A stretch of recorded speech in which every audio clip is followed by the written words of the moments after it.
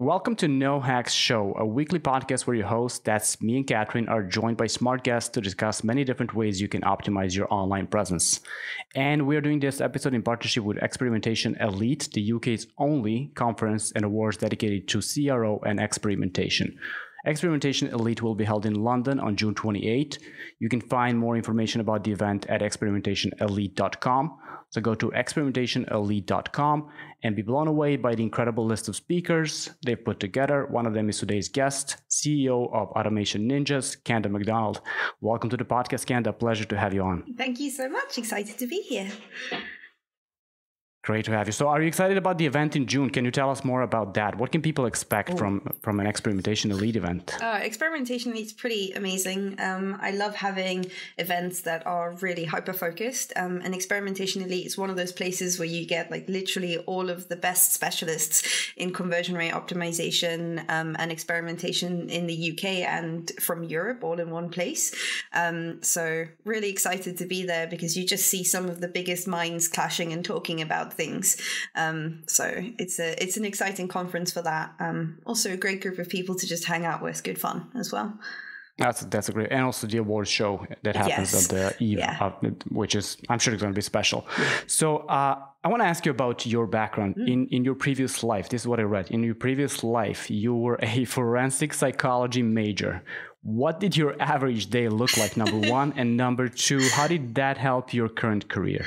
Okay, so before I became a forensic psychology major, I did a lot of job shadowing, and that was in Cape Town Morgue, so in South Africa, where I'm originally from. So that was when I was still at high school. So there was a lot of kind of dealing with things that I guess the general public don't generally get to see. And that was really what made me want to specialize in forensics. And particularly forensic psychology, so in criminal behavior and criminal profiling. So day to day, it would have been looking at, analyzing behavior and patterns in behavior and figuring out why people deviate from the norm. So why that person was deviating or a deviation from normal society standards. So it's good fun. So what's the best CSI or CSI type show? Oh gosh, they're all really bad. they're all terrible. That's why I'm asking. Yeah, I'm asking. Oh, they're all terrible glamorizations. Whenever I see CSI and everyone's got their hair, their long hair and their beautifully blow-dried hair and they're walking through a crime scene, I'm like, no.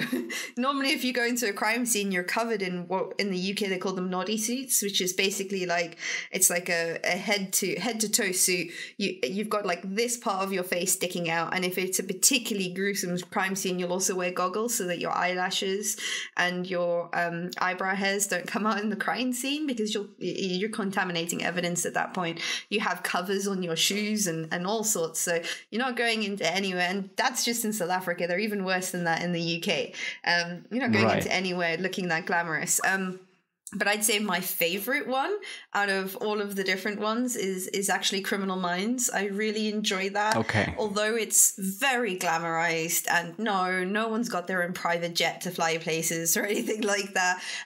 It does give probably the best psychology element out of a bunch of them. Lie to Me was pretty good and pretty on the nose, but nobody can really read micro expressions like that. But I'd say those two were the closest. The other ones are just so far from the truth. Great picks. I'll add Mindhunter. Oh yeah, which I really enjoyed watching. Maybe not that. Let's bring them back for season 3. That's what the internet is trying to do with the petitions and everything. So hopefully it happens. Fingers crossed. That was a special one. That was really special. That's the history of it all. So That's amazing. Yeah. I want to ask you about Automation Ninjas, because it is described as a behavioral automation agency. Explain, please. Like, what is that? How do you automate someone else's behavior? Like, it sounds creepy. I'm sure it's not, but it's please a explain little bit that. creepy, but it's okay. So really, because my background is in what it's in, and my speciality was criminal profiling. That's why it was the career I was going into.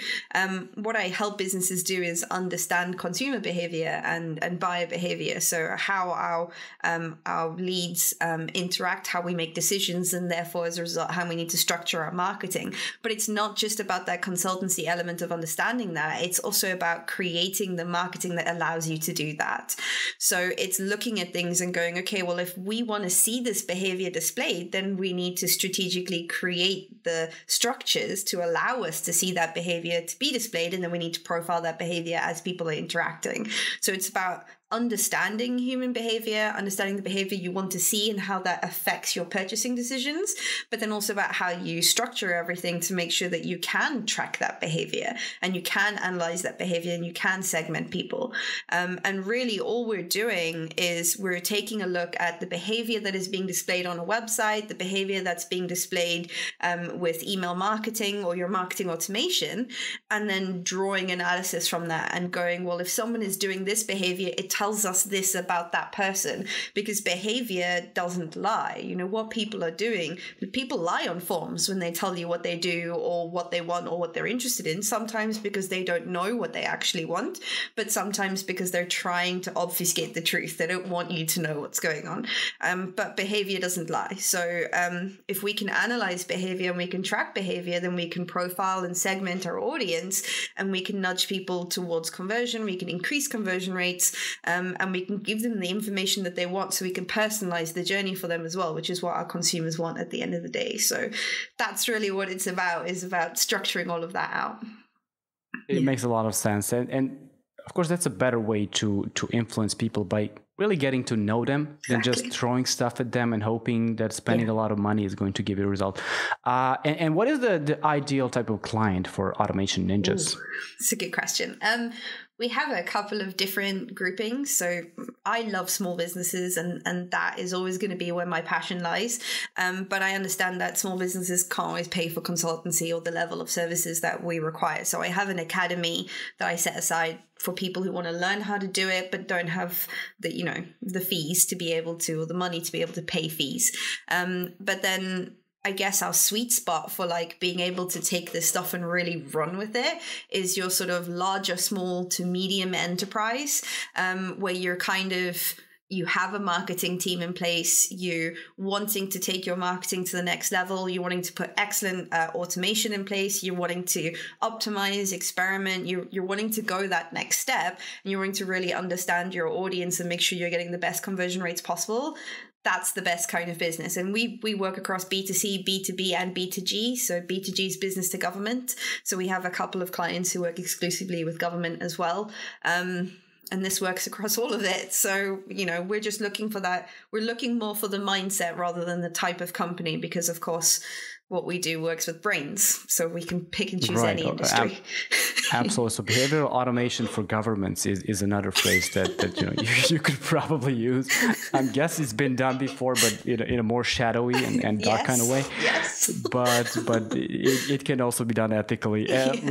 So that brings us to your Experimentation Elite presentation, and that is Conscious Conversions: The Art and Science of Banishing the Cognitive Bias That Killed Conversions. A mouthful, but it's such an interesting presentation. And for me, cognitive biases are just something that's fascinating. It's when you're wrong, but part of your brain doesn't want to accept the fact that you're wrong, and it still pushes for maybe the other side is wrong, and things like that. So tell me about that presentation, or tell me about cognitive biases first. Like what are they for people who may not know? So for those of you who don't know what cognitive biases are little corruptions or errors that the brain make in decision making.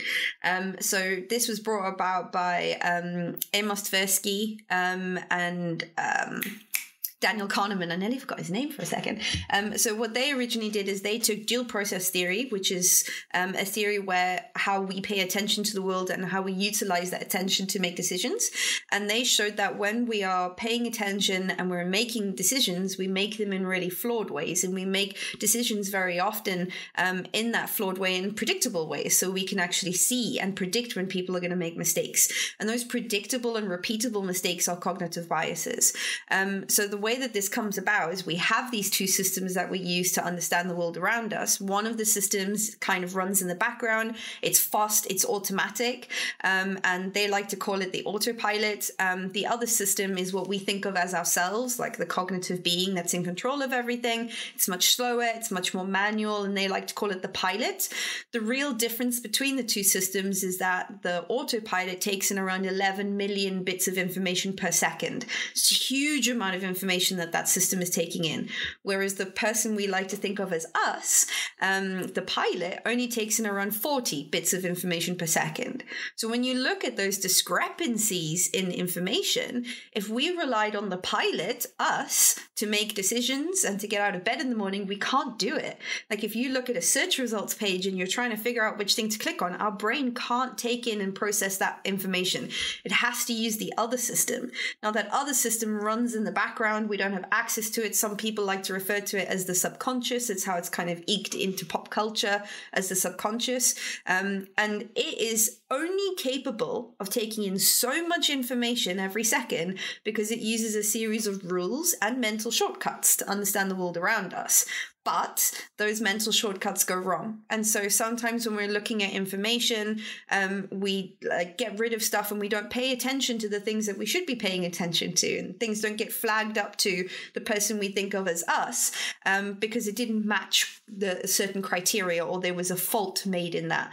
And the real problem with these two systems is that the person that we think of as us that deals with higher level decision making, the brain doesn't like using that system because it uses calories. The brain is a survival machine, and when you use calories, you reduce your chances of survival and you might die, right? So what it does is it shunts everything that it can to that system one, and that causes those corruptions to happen and those mistakes to happen because we use that system, and those rules sometimes go wrong. And those are cognitive biases, little mistakes that we make in decisions. I think there's a great parallel to be made with the state of AI today. That's the autopilot. Like it offloads a lot of things, but makes mistakes as well. Mm-hmm. And then the pilot, which is something that maybe in our lifetimes is not going to be replaced by AI. So maybe we don't need to freak out about ChatGPT so much. Yeah. It'll take time, exactly. So what is the one cognitive bias you spot in the wild? What is the most common one that you see? Oh, the most common. And let's focus on websites, for example. Yep. I would say that probably I'm gonna give one that is probably something that us who create websites, you know, the marketers or developers or CROs who create stuff, the thing that we do really badly in our cognitive bias is something called the curse of knowledge. So the curse of knowledge is where you know a piece of information, so you presume everybody else knows that piece of information. And what that does is it means we talk at a certain level that doesn't match where our audience is at. And this is like when people say, put yourself in someone else's shoes in order to market to them. 100% you have to talk at their level. So we often as experts maybe will use really big flowery language.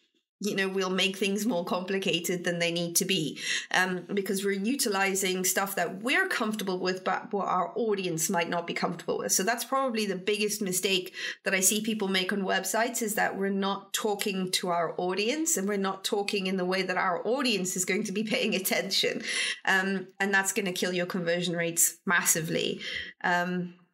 But there's a lot. That's very common. That is extremely common. And CROs, yes, but website owners. A former guest of the podcast, John Macdonald, not related, by the way, founder and CEO of The Good Agency, has a chapter in his book that's titled, I believe, "You Can't Read the Label from Inside the Jar." Exactly. And that is exactly what you describe here. Yeah. It's so easy to just become accustomed to what you know that you know maybe just keeping it simple is a better way. It is. It's more than keeping it simple. It's understanding on the level that they are at and making sure that all of your language is catered to the awareness level that your audience is at and how they're going to be paying attention at that moment in time. And that can be really difficult sometimes. And so it's something that I try and get everybody to, because that leads to other cognitive biases, right? So like the other one I always see on sales pages, which is as a result of the curse of knowledge, is ambiguity bias. And ambiguity bias is where basically your audience we don't like anything that's ambiguous. So if you think about this from a survival perspective, let's say you've got two paths that you can go down. One path, you know that you're going to get you're going to get safely to your destination. It's like, it's got no lions, it's got no tigers, it's got no fire-breathing dragons, like everything there catered for survival, you're going to be okay. But the outcome is probably not as good. Maybe you're only going to get one pot of gold, whereas you might have a different path that has all this danger element around it. You don't know whether or not it's got lions, it's got tigers, it's got fire-breathing dragons, but you get to the end and there's like an entire cavern of gold, right? Our brain is always going to want to choose the more secure route because it's not ambiguous. We know that it's safe. There's no ambiguity. We know exactly what's going to happen. And we have the same thing happening when we make decisions about the products that we buy. We may choose a more expensive and not as good product because we understand what the outcome is going to be and we understand what it's going to be like having that thing. So ambiguity bias, when you look at sales pages, where we're not telling people exactly what they're going to get, we're not explaining the benefits, we're not explaining the process that's going to happen when someone takes on your product, your service. This is especially bad for service-based businesses. We have to explain to people how that service is going to be rendered once they sign up for it and what to expect to get rid of that ambiguity. And that comes from the fact that we know that information. That curse of knowledge sits with us, so we cause ambiguity bias to happen in our audience, and that reduces our conversion rates. That is a great example. I mean, another example of this is, let's just compare mobile phone manufacturers. Apple convinces you this is the best option for what you're trying to do. Well, Samsung is telling you we got more megapixels in our camera. And how is that going to make the picture better directly? So it's really about people, when they're buying online, they want something that works well enough for them. Yes. Not the number one option ever made. And so easy to forget, especially if you're selling the number one by whatever criteria. So yeah, that's a very interesting example that you just told me about. So banishing the cognitive biases that kill conversions. Mm-hmm. What are some methods? What's the science behind making sure you're not harmed by them? Well, I think probably the easiest way to look at this, and I think this is the mistake that the industry makes when it comes to conversion rate optimization and talking about psychology. We love talking about psychology. We all want to know what's going on in the brain. We get excited by it. It's a geeky topic, and all of us are nerds when it comes to psychology because we want to know how our brains work. And the thing that we tend to do is we tend to go, here are 5 cognitive biases that you can use for your sales pages. And at the end of the day, that's not going to help anybody because we don't know why those cognitive biases are happening. There was some really good work has been done. We have over 300 different cognitive biases that can get caused. So no, 5 cognitive biases that you're going to focus on isn't going to help you. The best way that I've come across looking at it, because I'm busy writing a new book about cognitive bias at the moment. I've been researching this for 4 years now. But the best way that I've got to take a look at properly cognitive bias and banishing it from your marketing is to take a look at the 4 different areas that it happens in. So cognitive biases happen when we have too much information and therefore the brain is overwhelmed and doesn't know what to do. It happens when we have not enough meaning and not enough context around something. It happens when we have to make a quick decision. So it's going to make shortcuts and it's going to try and make something really quickly. And then also it happens when we have to encode or recall information. So when we're having to remember something or recall make that memory or recall a memory.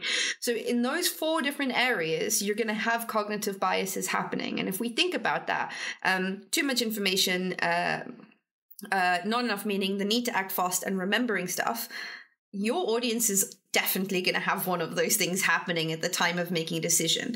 So we know that cognitive biases happen in those instances when there's too much cognitive demand, and it has to make some choices around stuff. So what I try and do, and what I try and get my clients to do, is to take a look at something and go, which instance is this going to happen in? Is there too much information for someone to make a choice? Do they have to make a really quick decision? Do they have to encode or recall information? Do they have to pass a whole bunch of information information, or have we not given enough context? And I try and look at it from that perspective. And then when that's happened, you then make sure that you're doing the opposite. You're fulfilling what the brain needs. So doing things like simplifying information, repeating information if there's too much. If there's not enough meaning, providing that meaning and being really explicit. So have summary boxes. If someone needs to act really quickly, credit card companies have done this really well. So credit card companies have this fact sheet when you're signing up for a credit agreement. And so rather than reading the whole thing, the whole contract, which is too cognitively demanding, you look at the fact sheet. So there's little summary boxes, there's highlights, and that's really important for us if we need to act quickly. Give us the information we need.